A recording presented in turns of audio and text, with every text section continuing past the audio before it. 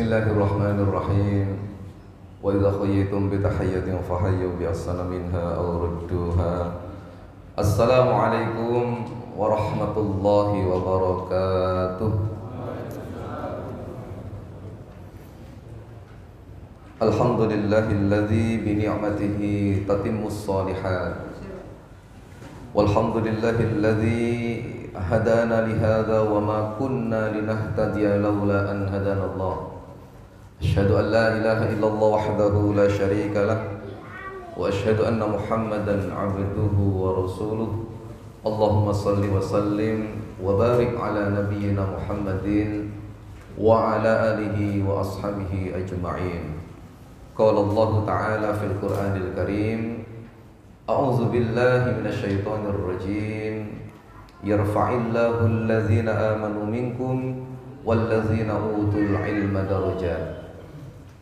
Yang kami hormati Ketua Pimpinan Ranting Muhammadiyah dan Aisyah Gerabakan dan Kebu Kemiri, Ketua Takmir Masjid Al-Mahdi beserta seluruh jajarannya, para sesepuh, tokoh masyarakat, tokoh Muhammadiyah dan Aisyah yang sangat kami hormati. Lastu bi khairikum, saya bukanlah orang terbaik di antara panjenengan. Mohon izin duduk di atasnya niki mboten sekaya saja niki ya. Kula aget ngoten, tapi kula niki alit nek lenggah ngandhap mungkin mboten ketinggal kali Pak Thalib nggih. Pada kesempatan yang baik ini mari kita senantiasa bersyukur kepada Allah.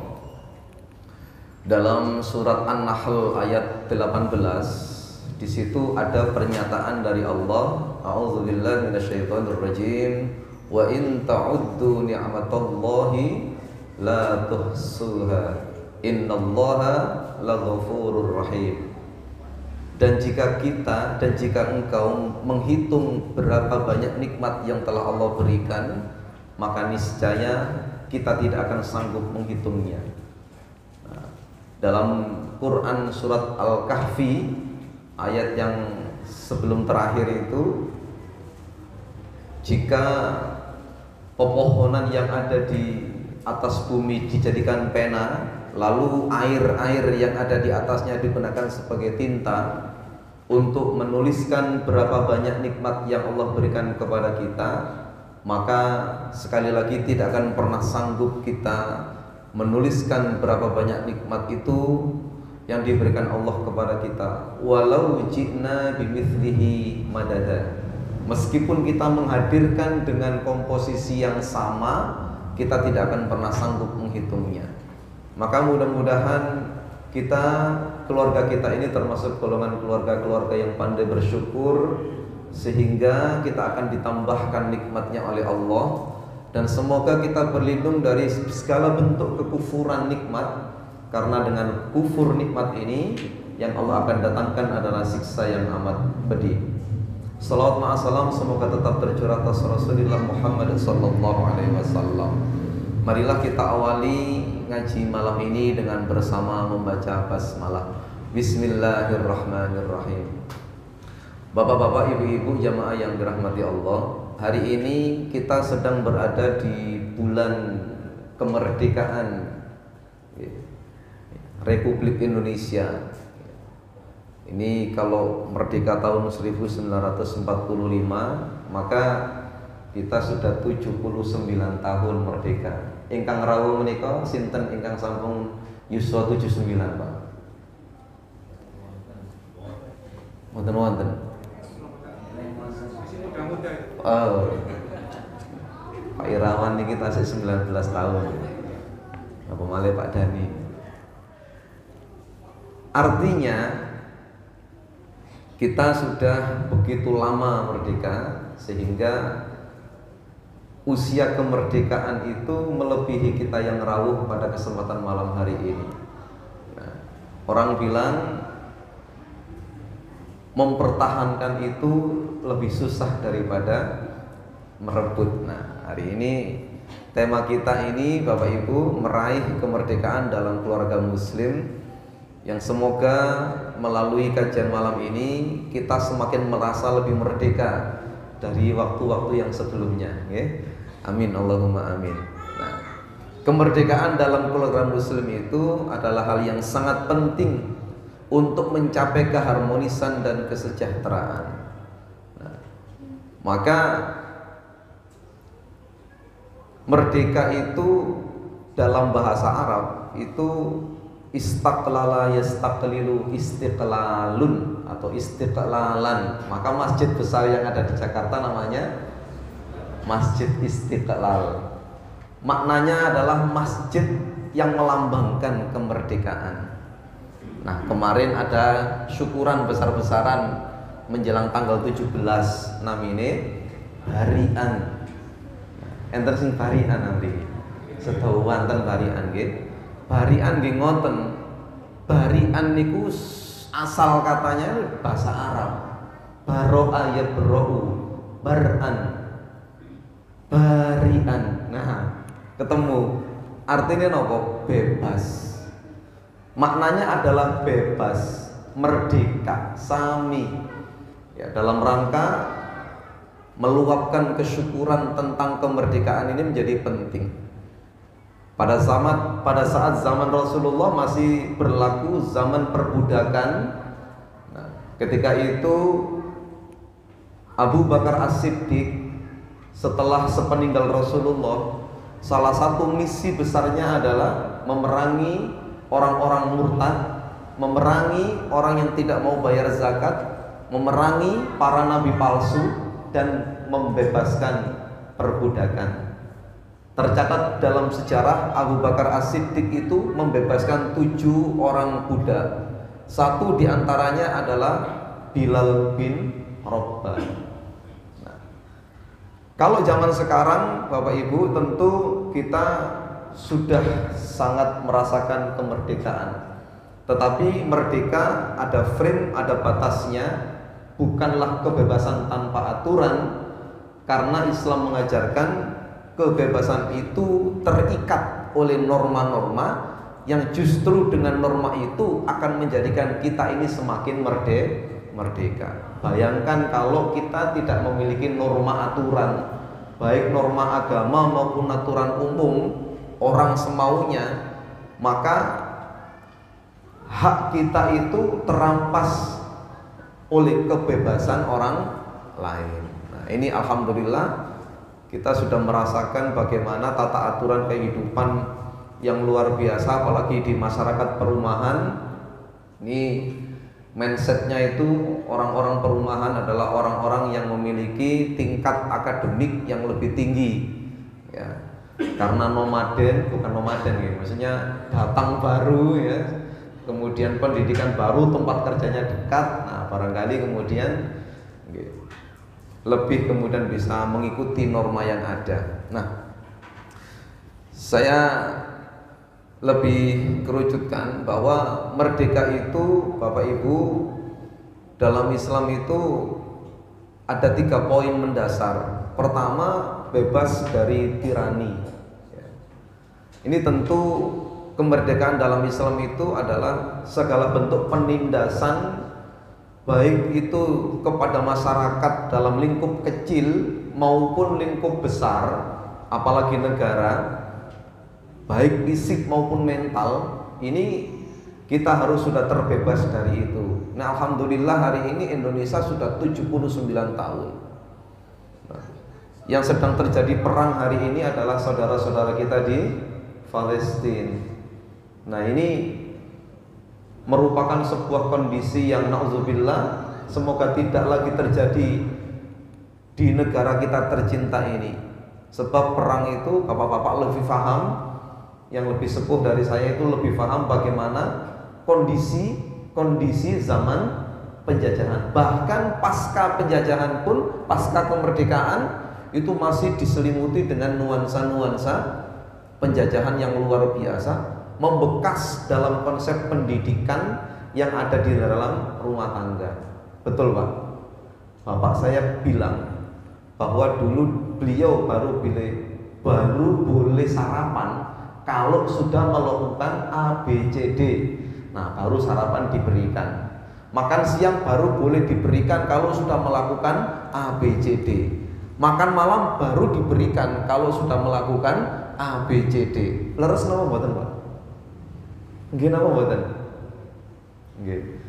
Jadi seperti itu kemudian membayangi bagaimana pendidikan itu diterapkan dalam keluarga. Bahkan dulu terkenal nenek moyang kita tuh keren-keren, Pak. Ganas-ganas. Jahat-jahat bahasanya. Nggih. Nyewengit-nyengit. Nggih napa mboten sih, Pak? Nek kula salah jenengan matur salah, Pak. Nggih napa mboten?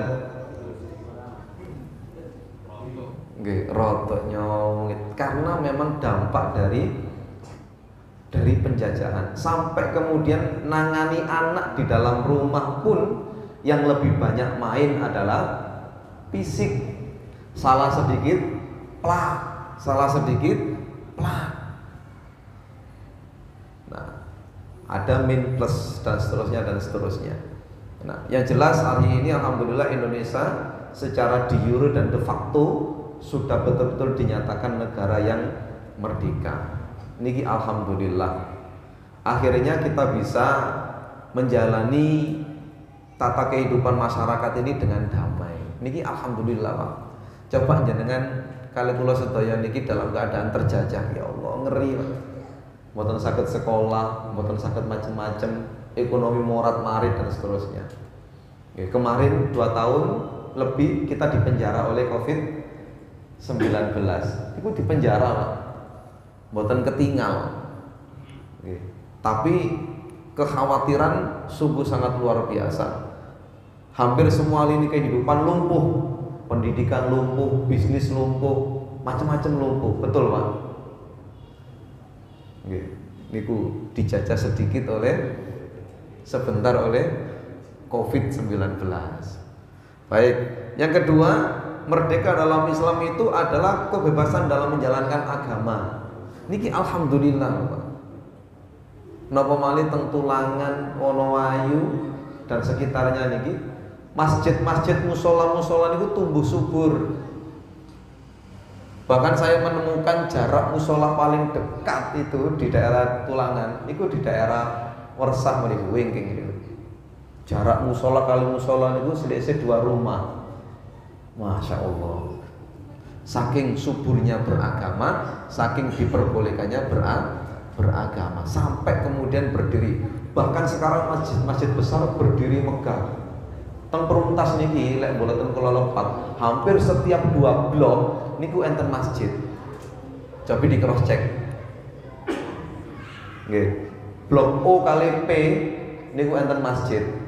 Blok M kali N enten masjid. Niki K kali L enten masjid. Betul, Pak? Lho nek kula salah jenengan matur nggih ya. E kali F enten, G kali H enten, I kali J enten. Kok apal? Mantan tiang peruntas. Pun dijelajahi, Pak nggih. Saking wetan sampai kilan niku pun nate kula jamaah mriku. Musola niku pun nate. Angger kula salat teng mriku mesti enten sing tepang. Soalnya murid SD muda niku kata sing teng kono peruntas. Nah niku. Niki maknanya nopo? Maknanya itu kebebasan dalam menjalankan agama ini sudah luar biasa. Tanpa halangan, tanpa paksaan, terjadi toleransi yang luar biasa. Yang sedang digaungkan Pak Amirul niku nopo? Moderasi beragama. Itu ada sudah di peruntas niku. Mboten eker-ekeran, mboten enten. Alhamdulillah. Makmur, Pak nggih? Nggih. Makmur nggih. Pokoknya enten Pak Lutfi kali Pak Udang enten aman pokoknya niki, Pak. Kemudian bebas mengatur kehidupan, ya. Setiap individu ini memiliki hak untuk mengatur dan menentukan arah kehidupannya sesuai dengan aturan dan petunjuk Allah Subhanahu wa taala. Jadi ada kehidupan yang kemudian bebas kita atur. Panjenengan sudah rumah sendiri, ajenge kontur jam pinten mawon bebas. Itu namanya merdeka. Betul, Pak nggih? Nggih. Ajenge teng pundi mawon mboten enten halangan. Niki bentuk-bentuk kemerdekaan yang secara mendasar itu sudah kita miliki hari ini di Indonesia, di lingkup kita yang paling kecil itu sudah ada. Nah, kalau dalil kemerdekaan itu dalam hal kemerdekaan beragama itu kan dalam surat Al-Baqarah 256 itu kan la ikraha fiddin. Sampai dalam kita beragama pun tidak ada paksaan. Okay. Islam sudah menetapkan jangkar-jangkarnya, hukum-hukumnya sudah jelas. Ada wajib, ada sunnah dan seterusnya. Panjenengan iki lho realita di lapangan. Setelah sholat maghrib, enten sing mantun salam niku langsung mantuk. Enten sing mantun salam niku zikir riyin. Enten sing mantun salam zikir ditambah sholat sunnah. Enten sing mantun salam, zikir, sholat sunnah, maos Quran. Lo enten sing ngoten. Bentuknya bermacam-macam. Niki kebebasan diberikan, dikembalikan lagi kepada setiap individu. Mau dapat banyak, mau dapat setengah, sedikit, atau seperti apa itu tergantung manusia.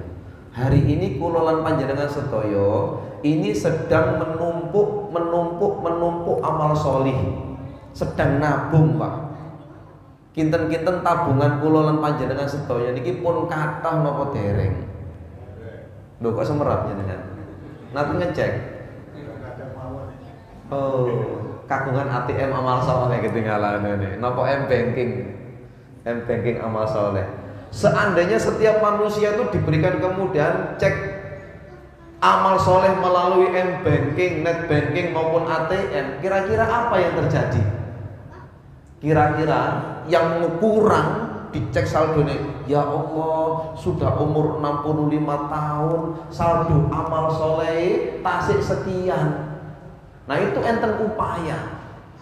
Sing bahaya itu nek sing kuwata, sing balak-balik umroh, sing balak-balik haji niku amalin kuwatan. Kula kuwatos blenger amal soleh nggih. Wis kakek selalu Oleh karena itu dalam beragama ini kemudian dalam surat Al-Mulk ayat 2 ini yang sering kita kaji. A'udzubillahi minasyaitonirrajim. Allazi pripun Pak ayatnya? Khalaqal mauta wal hayata liyabluwakum ayyukum ahsanu amala wa huwal azizul ghafur. Dialah Allah zat yang menciptakan kematian dan kehidupan semata-mata untuk menguji siapa di antara kita yang terbaik amalnya. Dialah Allah zat yang maha pengampun lagi maha pengasih. Nah bapak-bapak, ibu-ibu, kalau mau jujur kita mau dicek sejak umur akil balik umur 15 tahun dulu sampai umur sekian, kira-kira Pak, nikmat yang kita terima ini bisa tidak dikatakan berbanding lurus dengan amal soleh kita? Sakit napa mboten? Belum. Kata nikmate nopo kata amal soleh Pak? Tuh, jujur ya yang berulang. Alhamdulillah. Mriki kan sesepuhne Muhammadiyah teng peruntah niki pertama niki kita saksikan bersama dulu Mbah Wasis nggih. Masya Allah, Pak Wasis. Jadi masih ada di belakang itu Bu Wasis. Semoga menjadi amal jariah. Masjid sakmene ageng niki riyen nggih campur tangannya nggih Pak Wasis. Enten pick up. Wah, kalau nek belajar sejarah nggih kalau khawatir salah nggih ya. Tapi yang jelas yang sejauh yang saya tahu begitu. Nah, ini kemudian bentuk-bentuk kemerdekaan. Bentuk-bentuk kemerdekaan di dalam rumah tangga. Nah, Bapak Ibu yang dirahmati Allah, ini. Selain kemudian kita merasakan bahwa kemerdekaan itu harus lahir dari keluarga, ini ada tantangan-tantangan dalam rumah tangga ini. Kami meyakini bahwa kalau rumah tangga itu baik, maka masyarakat pun juga akan baik. Sendi pertama yang harus dibenahi dalam tata kehidupan masyarakat itu bernama keluarga. Sepakat Bapak Ibu? Nggih. Kalau bapaknya baik, ibunya baik, anaknya baik, dan satu blok itu begitu semua, Masya Allah. Itu kemudian yang Allah sampaikan dalam Quran surat Al-A'raf ayat 96 itu. Walau anna ahlal qura amanu wattaqau lafatahna alaihim barakatin minas sama'i wal ardi walakin kazzabu fa'akhadnahum bima kanu yaksibun. Nah, ngeten. Jadi pondasi pertama dan yang utama itu namanya keluarga. Hari ini tantangan keluarga ini sangat majemuk, Pak. Tantangan keluarga muslim itu sangat majemuk. Pertama adalah budaya patriarki yang menempatkan laki-laki sebagai pemegang otoritas tertinggi dalam keluarga ini masih dominan. Kadang-kadang di beberapa keluarga itu, ya mohon maaf ya, masih ada sebagian kecil, tapi kalau anaknya pas lahir lalu kemudian laki-laki, ini senengnya Masya Allah. Tapi begitu yang lahir itu perempuan, ini biasa-biasa saja. Ini kadang-kadang di beberapa masyarakat Islam, keluarga Islam, ini masih ada yang begitu. Sementara diutusnya Rasulullah SAW di tengah-tengah masyarakat Jazirah Arab itu untuk memutus budaya patriarki, yang dimana menempatkan wanita itu sudah tidak ada nilainya di hadapan manusia. Lalu turunlah surat Al-Hujurat ayat 13 itu, inna akramakum indallahi atqakum. Nah, ini kira-kira dalam konteks kehidupan kita sehari-hari masih terjadi nama mboten, Pak? Budaya patriarki ini mboten nggih? Sudah hilang nggih? Sudah dipastikan hilang. Tidak ada perbedaan yang mendasar, yang menjulang tinggi antara anak laki-laki dan anak perempuan. Ini Islam mengatur itu, ar-rijalu qawwamuna 'alan nisa, itu memang benar. Akan tetapi dalam konteks keluarga ini kemudian tidak boleh menjadi dominan karena ada konsep tasyawur di sana. Konsep namanya saling musyawarah. Pak, nomor kali keluarga itu dikatakan merdeka jika di dalamnya urusan ekonomi dan finansialnya itu aman. Betul Pak nggih? Tiyang niku saged ibadah mantep, tenang niku oleh apa? Salah satu unsurnya yaitu ekonomi niku pun tuntas. Nah, jenengan saged rawuh badha salat maghrib ngeten iki tandane ekonomine pun tuntas. Kok dereng tuntas, jenengan kula yakin tasik teng Jawi pados upo. Ngeten iki pun tuntas. Jam sekawan pun kondur, siram-siram, bersih diri, azan langsung ke masjid. Niku tandane pun tuntas ekonomi jenengan. Ada orang yang kemudian tidak bisa mengendalikan diri sehingga dibelenggu dengan ekonomi. Bapak-bapak, ibu-ibu ingkang sampun datang Haramain itu contoh real nyata Pak nggih, bahwa kalau terdengar suara azan itu toko-toko kula tanglet niku dibuka napa ditutup? Tutup, seduwanten ditutup Pak. Setuan ditutup. Bahkan kemudian membudaya yang beli pun saat mendengar azan niku pun gubuk kabeh. Ya Allah kajengi azan rek. Ayo cepet-cepet diselesaikan lalu ditutup. Nah, yang punya toko ini kemudian sholat, Masya Allah, indah sekali. Saking kula mboten gak ada toko. Kok enten tokone nggih? Ya napa tetep buka ya napa? Karyawannya kan enten Pak Ustadz, nggih mboten napa-napa, tapi yang penting jenengan rawuh sholat niki luar biasa. Estu Pak, tuntas. Kalau urusan finansial belum tuntas, maka terhambat Pak. Sholat niku, ibadah niku terhambat. Enten kaleng liwat, saumur-umur didelok mawon. Mboten dijempok belas. Soalnya mboten enten artos sing damel nglebetaken. Lho ngoten napa? Teng peruntas niki kan pun benten kali lintu niki ya. Nek enten kalih liwat ngoten sing dilebetaken arta warna merah. Alhamdulillah. Merah nggih. Merah napa abu-abu? Nggih. Pe dalile pancet. Titike gak apa-apa sing penting ikhlas. Nah niku dalile pawodo. Maka dari itu Allah itu menyukai hambanya yang kuat, yang kuat. Al-mu'minul qawiyyu khairun wa ahabbu minal mu'minid dhaif.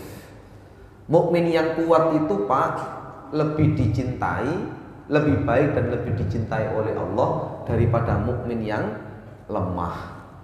Nah niki ngeten, sebetulnya dalam tarikhul Islam itu kenapa Rasulullah sudah dikenalkan dalam sejarah itu bahwa Rasulullah memulai untuk perniagaan itu pada usia pinten? 9 apa 8, Pak? Nggih, menggembala kambing niku usia pinten? Pinten? 9. Nggih, 8 tahun, 9 tahun nggih itu menggembala kambing. Dan rata-rata setiap nabi dan rasul itu pekerjaan utamanya adalah menggembala kambing. Cobi mangke diteliti Pak Agus. Mengerahkan mahasiswanya, kenapa kok menggembala kambing? Apa kemudian yang menarik dari menggembala kambing? Kira-kira ilmu apa yang didapatkan saat seseorang menggembala kambing? Niki sing enten pengalaman menggembala kambing dan pahit menggembala tanah sama kali Pak Dirno niki ya. Bebek. Oh nggih, Masya Allah. Nomor kali mulai perniagaan 12 tahun nggih, dibawa ke Syam, ke Taif. Niku nggih Rasulullah. Lalu pada usia 25 tahun ini pun mateng teng. 18 tahun itu dipilih oleh Khadijah, Pak. Jadi Khadijah itu saudagar kaya raya yang memilih siapa orang yang paling dipercaya. Pada saat Rasulullah berusia 18 tahun itu terpilih karena kejujurannya. Nah, jadi saya mulai menghitung 18 tahun ke 25 itu ada 7 tahun. 7 tahun Rasulullah itu berproses mengumpulkan ma'isyah, menjadi pedagang profesional.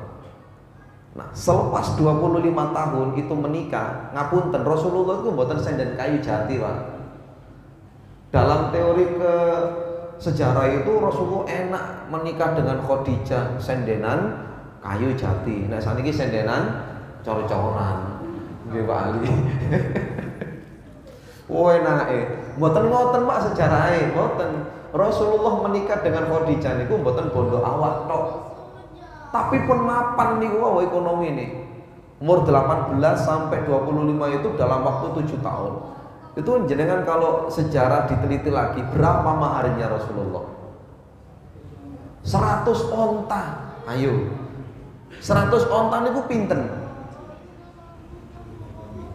Kalau domba, nah ini Ki. Domba itu dari zaman dulu sampai sekarang harganya 1 dirham. 1 dirham zaman Rasulullah itu sekarang sudah menjadi 3.500.000. Dulu 1, sekarang kursnya menjadi 3.500.000. Niku domba. Lah kalau onta, kalau 100 onta pinten pun. Nah, selepas usia 25 tahun Rasulullah pun tuntas ekonomi, bukan urusan ekonomi malih, urusan dakwah. Sampai menjelang 40 tahun sudah, malah di atas 40 tahun itu sudah tidak ada lagi rekam jejak Rasulullah dalam sirah nabawiyah sing ngurusi ekonomi, ngurusi umat. Nah, niki sing pun mau wapan 40 tahun niki sinten niki? Nggih. Insyaallah kula lan panjenengan sedaya niki mau wapan nggih. Nggih, cukup nggih.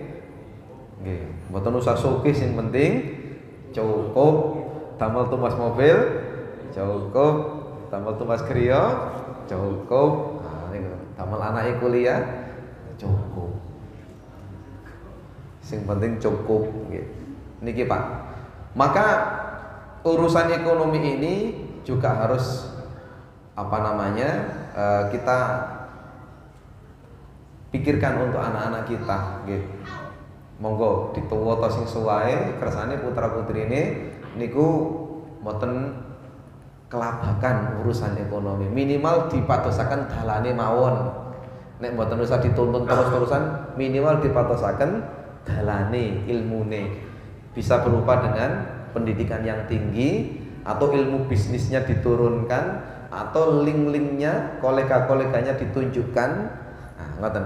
Itu cara kemudian bagaimana ekonominya. Kalau ekonominya sudah kuat, insya Allah merdeka itu semerdeka-merdekanya. Sing nomor 3, keluarga itu dikatakan merdeka jika urusan agamanya kuat, pemahaman tentang agamanya kuat, ngerti halal haram. Bayangkan Pak, kalau dalam rumah tangga itu tidak ada yang paham urusan halal dan haram, mengerikan. Angger rezeki niku nomplok di beto mantuk. Kan ini bahaya. Ada halal haram, ada hak dan kewajiban dan seterusnya. Ini kita nggak akan bisa merdeka seutuhnya kalau kemudian masyarakat di dalam keluarga kita sendiri itu belum paham dengan urusan-urusan dasar. Maka dari itu rahasia kenapa Rasulullah memerintahkan kita untuk mengajarkan anak-anak kita sholat pada usia 7 tahun, lalu pukullah pada usia 10 tahun jika tidak mau sholat. Ada waktu 3 tahun Bapak Ibu untuk mendidik anak-anak kita sholat. Nah ini 3 tahun ini orang tuanya kemana? Umur 7 sampai umur 10 tahun bapak ibunya ini di mana? Ini menjadi penting. Karena 3 tahun itu diberikan oleh Allah untuk mendidik anak kita ini sholat. Kalau 7 tahun sampai 10 tahun kita intens mendampingi anak-anak kita, maka selepas 10 tahun anak-anak masuk masa pubertas, ini pun aman. Kalau usia 7 tahun sampai 10 belum tuntas, baru memulai belajar sholat di usia SMP SMA, ini yang terjadi malah sulit, Pak. Sulit. Maka saya sangat bersyukur bisa berada di tengah-tengah panjenengan yang saya meyakini panjenengan ini adalah orang tua yang sangat bertanggung jawab kepada anak-anaknya. Estu, Pak. Nah, saya lanjutkan. Nih strateginya. Strategi meraih kemerdekaan dalam keluarga itu pertama tentang pendidikan keluarga. Nah ini Pak, saya mau spill sedikit komparasinya rumah dengan keluarga dengan lembaga pendidikan. Biasanya kalau kita datang ke sebuah lembaga pendidikan, pasti yang kita tanyakan, apa ini visi misinya sekolah ini? Yang kedua, apa program unggulannya sekolah? Bagaimana keamanannya dan seterusnya. Lalu pertanyaan itu kita kembalikan ke keluarga kita. Pertanyaan mendasarnya, apa visi keluarga kita? Nomor 2, apa program unggulan keluarga kita masing-masing? Ini kadang-kadang tidak keluar, tidak muncul. Makanya urusan pendidikan sekarang itu kebanyakan orang tua menyerahkan sepenuhnya kepada sekolah. Api eleke anak tergantung sekolah. Pas anaknya di rumah kok berbuat tidak baik, sing disalahkan tetap sekolah. Lho yuk gane lho teng griya punan. Anaknya ini sudah pulang. Ngoten niku sing dipatosi gurune. Ya apa gurumu mulangi awakmu? Lho pun teng griya niki, Pak. Kecuali kejadiannya di sekolah niku rada pantes nek tanglet. Ya apa gurumu? Lah ini kejadiannya teng griya. Kalau dibalik sama gurunya, ya apa untuk ngajari? Ya kan repot. Nah ini pendidikan keluarga ini menjadi penting. Maka ibu menjadi utama. Ibu niku wajib pinter. Umpami enten ibu lulusan S1, lulusan S2, kok mboten mucal teng griya, mboten napa-napa. Mungkin mulangi anak-anak anake. Anake pinter niku tergantung ibu Ibuke napa bapake, Pak? Nah, sepakat niki. Pun mboten enten debat nggih. Nek enten yoga pinter niku asli produk ibu, Pak. Bapake ngeten, iku genku nggih, Pak. Nah, sing rambut ibuke tapi gene bapakne. Katen lho, Pak. Estu niku. Strateginya. Kemudian pendidikan keluarga ini mohon dimaksimalkan. Nggih, dituwa mulai TK, SD, SMP, SMA, kuliah pun setelah 25 jenengan sudah atau sudah setelah menikahkan jenengan sudah pun tidak berhak 100% terhadap putra-putri panjenengan. Pun itu menjadi haknya masing-masing pasangan. Okay. Strategi mereka kemerdekaan kedua adalah strategi pemberdayaan ekonomi. Okay. Ini saya kira saya sering menjumpai bapak-bapak itu sudah ada yang merencanakan itu luar biasa. Okay. Nek bapak ibu ini ku berwirausaha, ini ku biasanya dibatasakan toko, tidak melakukan toko A, toko B, toko C, ngoten Pak. Nek tiang ini ku kontraktor ini ku diparingaken perumahan A, perumahan B, perumahan C, perumahan D, dan seterusnya. Niki. Jadi ini dalam rangka menata yang luar biasa. Yang tidak kalah penting strateginya adalah komunikasi terbuka. Okay. Saling menghargai di antara anggota keluarga. Ini kalau kita masih punya anak kecil yang usianya di bawah 7 tahun, niku senengane ngomong nopo senengane meneng Pak. Dia 7 tahun ke bawah niku. Halo. Kok enten lare, kok ada anak kecil usia 7 tahun ke bawah. Pekerjaan niku meneng mawon di pojok-pojok tembok ngoten niku. Niku loro, Pak. Sebaliknya nek enten tiyang niku umur 50 tahun munggah kok ngomong ae niku loro, Pak. Enten masa iki ambek. Makane lek enten anak usia 7 tahun ke bawah kok ngomong ae pun diomongi ngeten. Ngomong ae. Memang pekerjaannya anak kecil itu ngomong, Pak. Tuh manja dengan anak kecil moro-moro nyambut damel ngoten. Nggih mboten enten. Ngomong. Nah, itu anak kecil itu ya keilmuan naluriah alamiahnya itu tinggi, Pak. Niku pun di stop. Kebanyakan hilang niku krono tiang sepae ki ambek. Di stop. Anak mau menyampaikan ide, sengko ae. Ngoten sareng ae. Rono, ibu sik repot.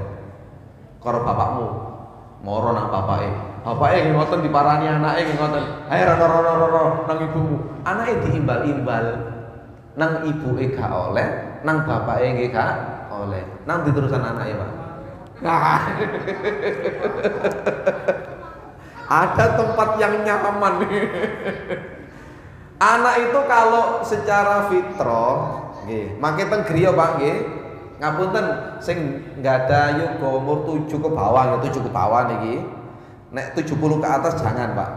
Nanti di rumah disuruh gambar 3. Rumah, orang, pohon. Napa, Pak? Rumah, orang, pohon. Jenengan suruh gambar mawon. Wis gambar oleh rumah, orang, pohon. Kalau orang ini dekat dengan pohon, maka anak itu dekat dengan bapaknya. Kalau rumah itu dekat dengan orang itu dekat dengan rumah, maka anak ini dekat dengan ibu. Nek anak niki aduh teko pohon kali omah, iku ide karo warung kopi.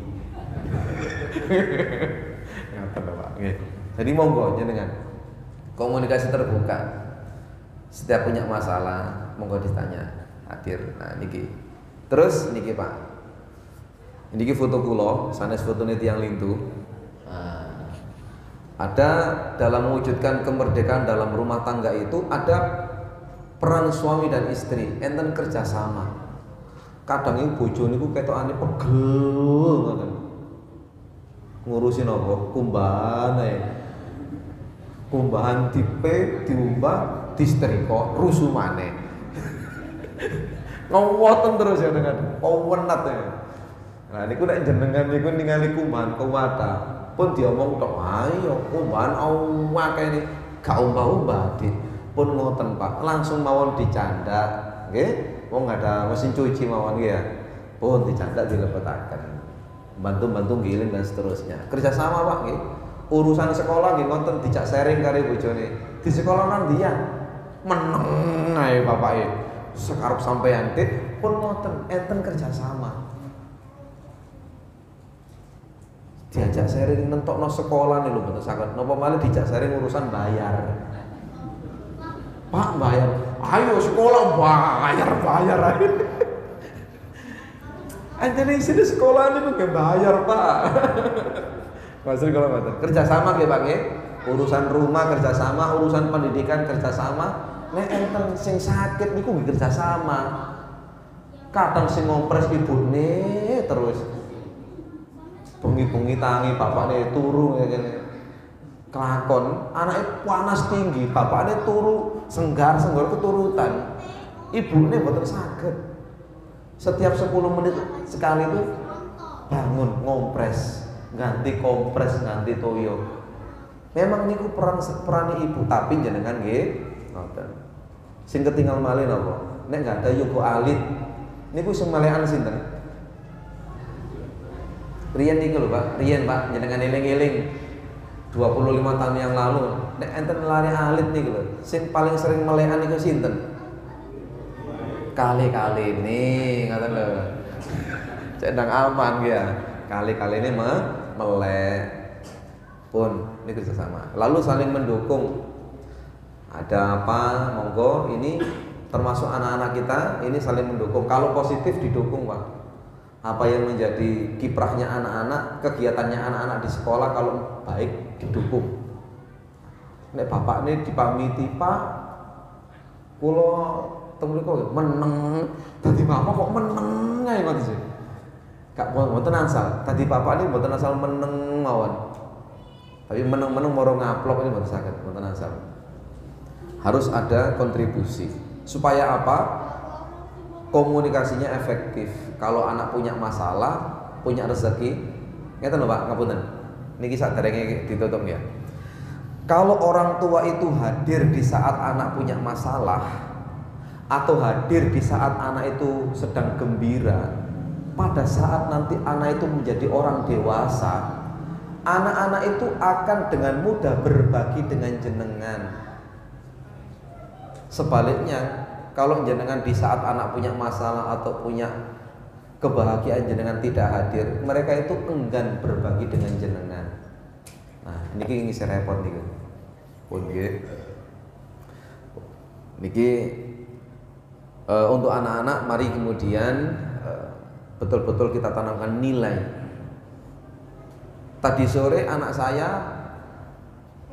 beli jajan itu kan pekerjaan anak kecil kan biasanya jajan naik niku memang pekerjaannya anak kecil Pak nek gak ngomong dolen jajan niku pun dipaido sik cilik jajan naik daripada gede jajan terus mending sing cilik ya jajan paling jajannya 1.000 2.000 5.000 nek gede niku tukune macam-macam nah pada saat anak kita jajan masuk rumah niki Pak ini pendidikan nilai yang sederhana anak kita itu kan biasanya nek mlebu omah beleng mlebu mboten mawon betul beleng ono bapak nih ono ibu nih ontok bae beleng mboten mawon niku jenengan jadi bapak jadi ibu ditahan suruh balik lagi keluar lagi ngoten keluar lagi Mas salam ini rumah ini bukan kandang nek sampean mlebu kandang masuk saja tapi kalau masuk rumah ucapkan salam. Lho ngoten niku Pak. Yuga kula lan panjenengan sedaya nek sejak kecil ditanamkan begitu. Masuk rumahnya siapa saja niku uluk salam. Tapi kalau tidak diajarkan, yo blang-bleng mawon. Bleng, bleng, bleng. Nah, itu sederhana, tapi nilainya sangat tinggi sekali. Terus Pak, partisipasi aktif niki saya sambung sedikit. Monggo kalau sudah punya anak dilibatkan dalam proses ibadah. Nanti niki sholat diajak, Saya Pak, infak diajak, estu saya. Nanti Ramadan ketika nanti sahur, anak-anak dilibatkan yang perempuan, diajak masak yang punya anak perempuan. Sing anak laki-laki diajak kalau bapak ini nyicipi, bukone itu enak apa enggak? Ini contoh. Nah ini dilibatkan. Terus bapak ibu wajib menjadi teladan. Pahlawan itu yang dikenang apa Pak? Kebaikannya. Betul? Apa jenengan tidak ingin kulolan panjenengan sedaya nanti kalau sudah tidak ada, niku sing dikenang kebaikannya. Bapakmu biyen le angger isak ngoten niku langsung salat. Angger azan langsung salat. Niku sing diceritakan bapaknya, ibunya. Cerita yang baik-baik. Jenengan corona diceritakan ngeten, bapakmu le gak mule-mule teko. Loh ayo ya napa? Nek enten cerita ngoten, nggih bapak ibuke mboten cerita, tangga-tanggane cerita. Bapakmu biyen niku mau wesoan. Loh ya napa? Maka anaknya tidak akan ragu untuk meso. Tapi kalau bapak ibunya ini orang baik, menjadi teladan baik, anak-anaknya itu akan meniru. Estu Pak. Ini pun terakhir, kemerdekaan dalam keluarga muslim ini sangat penting untuk mencapai keharmonisan dan kesejahteraan. Okay? Jadi dari apa kemerdekaannya tadi ini Pak.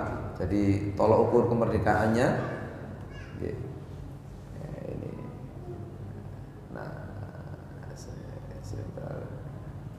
Konklusinya, nah ini merdeka dari budaya patriarki, monggo keluarganya dibebaskan dari ini. Sing nomor kali urusan ekonomi ini pun tuntas. Sing nomor 3 pemahaman agama ini pun sahih. Oke, paling akhir ada satu kebiasaan Rasul kalau bertemu anak kecil Pak. Kalau Rasul ketemu anak kecil, baik itu anaknya sahabat atau anaknya apa siapapun, itu dipegang kepalanya sambil mendoakan. Pripun doanya Pak? Allahumma faqihu fiddin wa 'allimhu ta'wil. Monggo sareng-sareng. Allahumma faqihu fiddin wa 'allimhu ta'wil. Mangke jenengan ketemu putra sinten mawon nggih sing teng griya panjenengan wonten dilus-lus nggih. Itu penting untuk mendoakan supaya kalau nanti tumbuh besar, dia akan menjadi generasi-generasi yang paham untuk urusan agamanya. Kira-kira itu Bapak Ibu yang bisa kami sampaikan. Semoga yang sedikit ini bermanfaat untuk kita semuanya. Dan semoga keluarga-keluarga kita menjadi keluarga-keluarga yang betul-betul menjadi sakinah, mawaddah, warahmah. Amin Allahumma amin. Marilah kita akhiri dengan bersama membaca hamdalah. Alhamdulillahirabbil alamin dan kafaratul majlis.